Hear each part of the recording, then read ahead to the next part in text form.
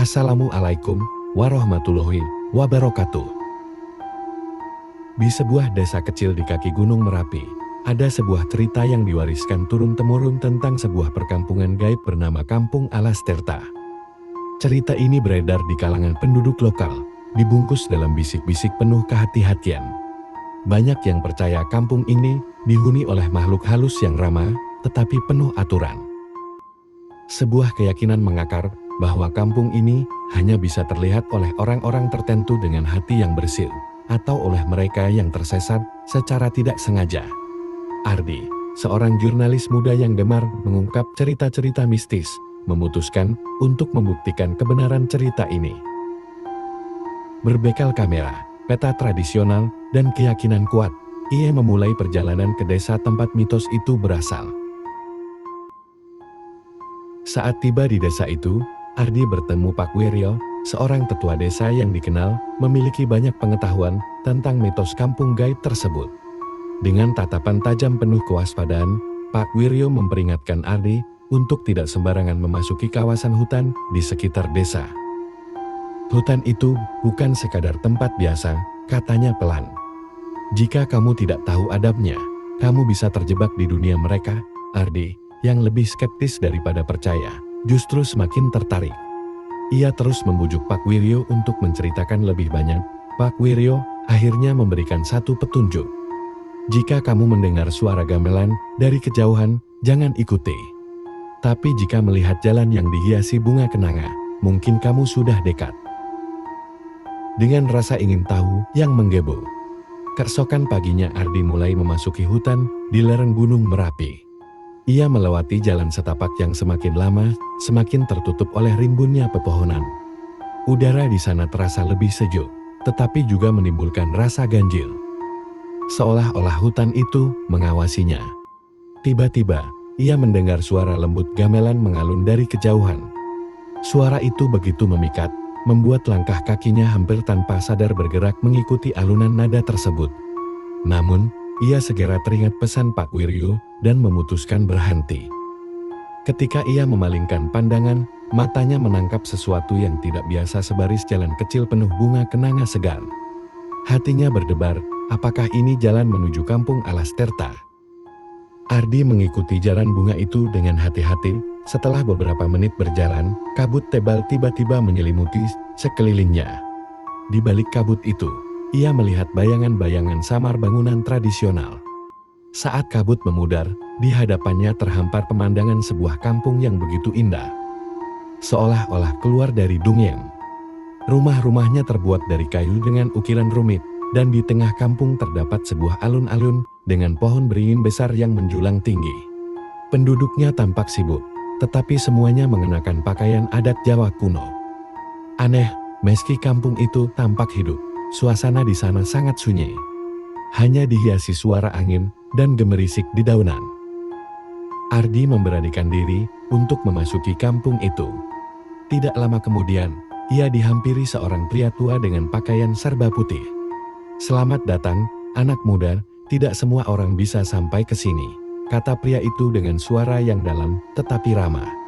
Ia memperkenalkan diri sebagai Ki Genta, kepala Kampung Alas Tirta. Ki Genta menjelaskan bahwa kampung ini memang dunia yang berbeda, sebuah tempat di mana manusia dan makhluk gaib hidup berdampingan dalam harmoni.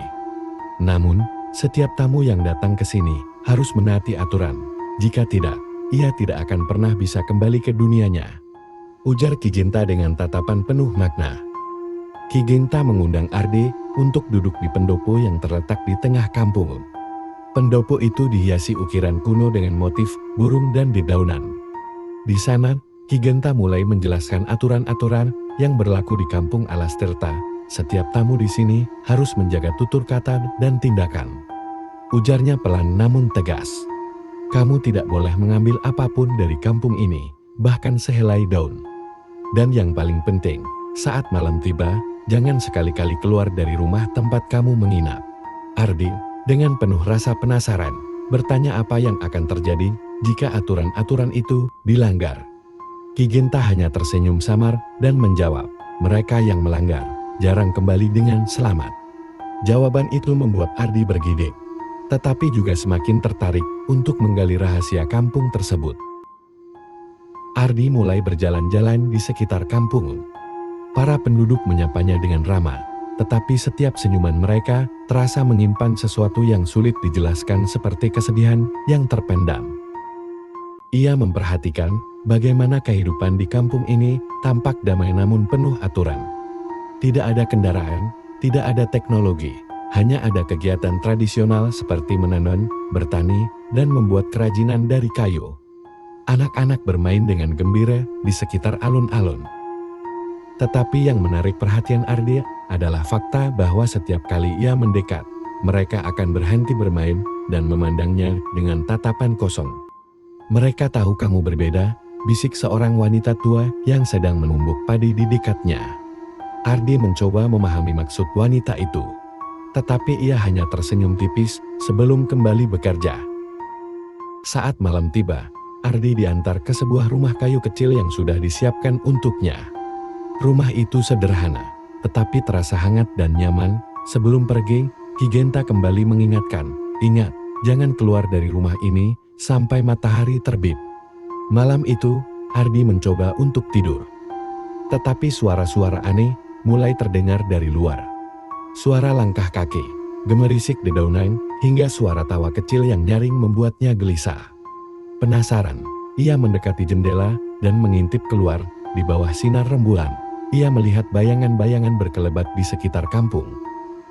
Beberapa di antaranya tampak seperti manusia, tetapi ada yang bentuknya sangat aneh, tinggi, kurus dengan kepala besar atau tubuh kecil yang bergerak cepat seperti hewan. Ketika salah satu bayangan itu menoleh ke arah jendela, Ardi segera mundur dengan napas tertahan. Rasa penasaran Ardi terus mengusiknya. Ia berpikir, apakah yang dilihatnya hanyalah imajinasinya saja? Ia memberanikan diri membuka pintu dan melangkah keluar. Kampung itu kini tampak berbeda, kabut tipis menyelimuti sekitarnya, dan suhu udara terasa jauh lebih dingin. Ia mengikuti suara langkah kaki yang bergerak menuju alun-alun. Saat tiba di sana, ia melihat sesuatu yang membuat bulu kuduknya berdiri. Sekelompok orang tengah duduk melingkar di bawah pohon beringin, mengenakan pakaian putih dengan wajah yang tampak tidak jelas. Mereka seperti sedang mengadakan ritual, memanjatkan doa dalam bahasa yang tidak dimengerti Ardi. Ketika salah satu dari mereka menoleh, mata mereka bersinar merah terang. Ardi mundur perlahan, tetapi kakinya menginjak ranting kering yang patah. Suara itu langsung menarik perhatian mereka. Dalam sekejap, kelompok itu berdiri dan menoleh serempak ke arah Ardi. Tubuh mereka mulai berubah, beberapa menjadi lebih besar dan menyerupai bayangan yang dilihatnya sebelumnya. Ardi berlari sekuat tenaga kembali ke rumah kayu, tetapi jalan yang ia tempuh kini terasa asing. Pohon-pohon yang tadi ia kenali tampak berbeda dan kabut semakin pekat. Saat ia hampir putus asa, suara lembut Ki Genta terdengar memanggilnya dari kejauhan. "Ardi, kembali ke rumah. Jangan melawan mereka." Dengan segenap keberanian, ia mengikuti suara itu hingga akhirnya sampai di depan pintu rumah. Saat ia masuk, pintu tertutup sendiri dan suara-suara di luar menghilang. Pagi harinya, Ki Genta datang menemuinya. Wajahnya terlihat lebih serius dari biasanya. "Kamu melanggar aturan, dan itu tidak akan berlalu begitu saja," ujarnya tegas. Ardi mencoba meminta maaf, tetapi Ki Genta hanya menggelengkan kepala.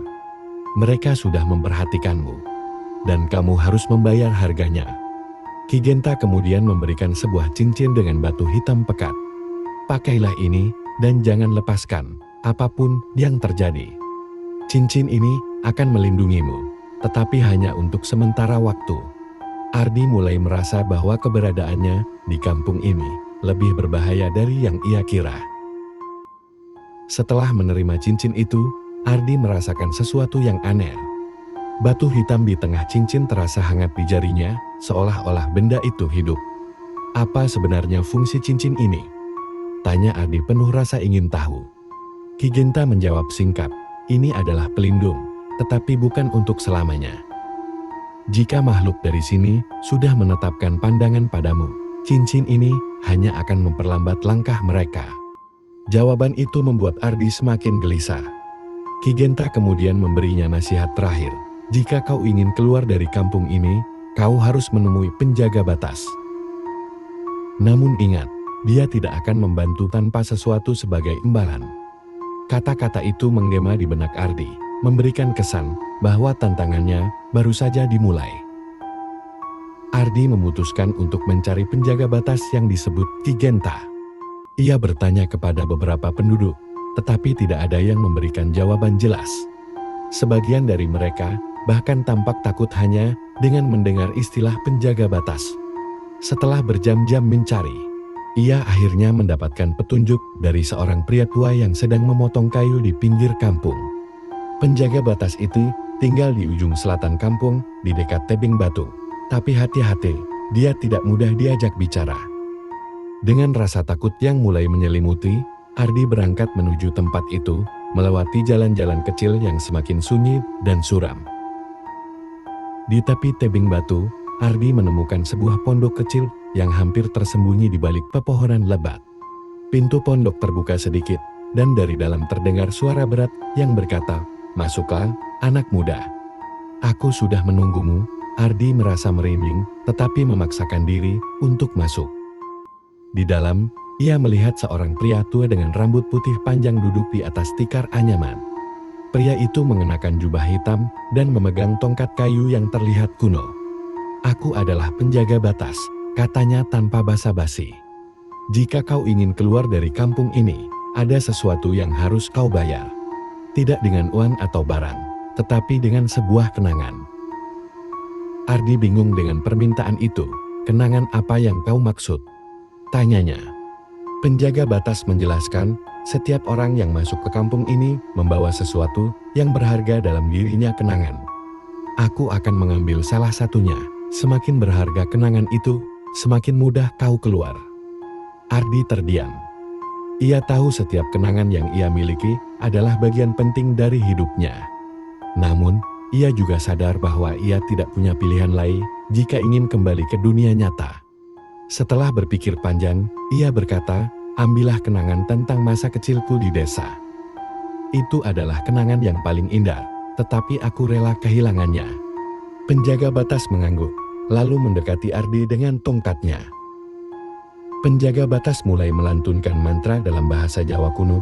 Udara di dalam pondok terasa lebih dingin. Dan Ardi merasakan sakit yang tajam di kepalanya, seperti ada sesuatu yang ditarik keluar dari pikirannya. Gambar-gambar tentang masa kecilnya mulai memudar wajah teman-temannya, suara tawa ibunya, bahkan aroma sawah di pagi hari. Semua itu hilang seperti asap yang ditiup angin. Ketika ritual selesai, penjaga batas berkata, "Sekarang kau bebas melanjutkan perjalanan. Ingat, jalan keluar ada di barat, melalui pohon besar yang bercabang 5. Dengan kepala yang masih berdenyut, Ardi meninggalkan pondok itu, merasa kosong tetapi juga lega. Ardi mengikuti petunjuk penjaga batas dengan hati-hati. Ia berjalan ke arah barat, melewati medan yang semakin sulit dan aneh.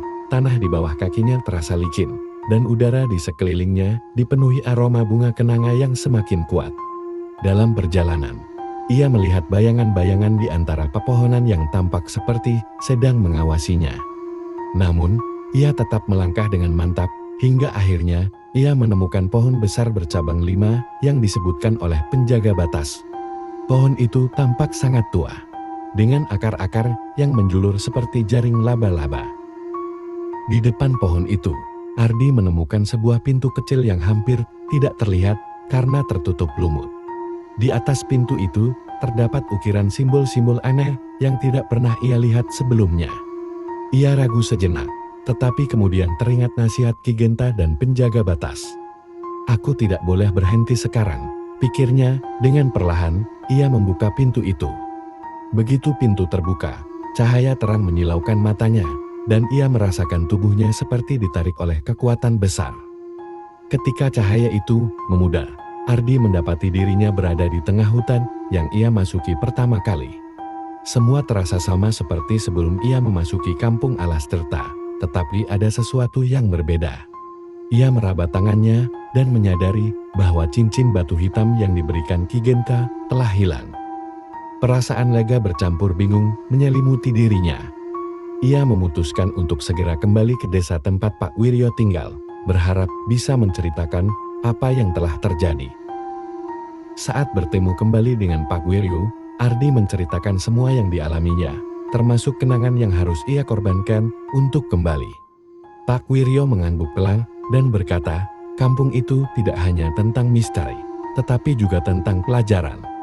Mereka mengajarkan kita bahwa setiap keputusan memiliki harga yang harus dibayar. Ardi merasa apa yang ia alami tidak sia-sia. Meski kehilangan bagian penting dari hidupnya, ia menyadari bahwa pengalaman tersebut memberikan perspektif baru tentang kehidupan. Ia memutuskan untuk menulis kisah ini, berharap orang lain bisa belajar darinya. Kembali ke kota, Ardi segera menuliskan pengalaman misteriusnya di kampung Alasterta. Namun, ia merasakan sesuatu yang aneh. Setiap kali mencoba mengingat detail masa kecilnya untuk menulis bagian prolog, pikirannya kosong. Tidak ada gambaran tentang teman masa kecil atau kenangan bermain layangan di sawah. Perasaan kehilangan itu mengingatkannya pada harga yang telah ia bayar. Meski demikian, pengalaman di kampung gaib itu membakar semangatnya untuk berbagi cerita. Ia ingin orang lain tahu tentang tempat itu, meskipun mungkin sebagian besar hanya akan menganggapnya mitos. Beberapa minggu setelah kembalinya, kehidupan Ardi mulai terasa janggal. Setiap malam, ia mendengar suara-suara samar seperti langkah kaki di luar rumahnya. Kadang-kadang, ia melihat bayangan bergerak di sudut matanya, tetapi ketika menoleh, tidak ada siapapun. Keanehan itu mencapai puncaknya ketika ia mendapati sebuah bunga kenanga segar di meja kerjanya. Bunga itu tidak mungkin ada di sana, karena ia tinggal sendirian. Ketakutan mulai merayap. Tetapi Ardi menenangkan diri dengan berpikir bahwa mungkin ini hanya sugesti akibat trauma perjalanannya. Suatu malam, ketika ia sedang menyunting tulisan di laptopnya, listrik di rumahnya tiba-tiba mati.